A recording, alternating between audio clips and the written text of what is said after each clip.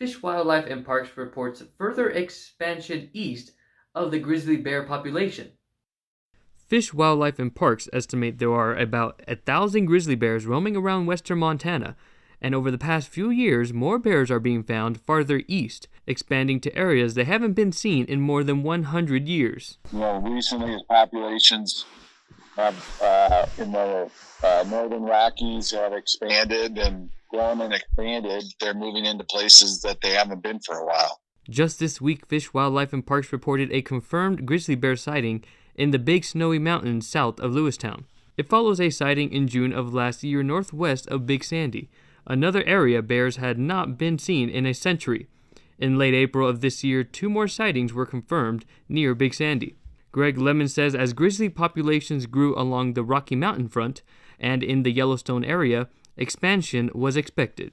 We've worked for 40 years to try to recover those populations, and then the grizzly bear numbers have reached and surpassed recovery levels, and as those numbers increase, the bears disperse into areas where they haven't been for a long time. Before being placed on the endangered species list in 1975, grizzly bear populations were down in the hundreds in the lower 48 states. Now, between the Yellowstone and Rocky Mountain front ecosystems, populations could be approaching 2,000 bears. More bears means more risk of conflict with people. Grizzly bears are showing up in places people aren't expecting them. Part of that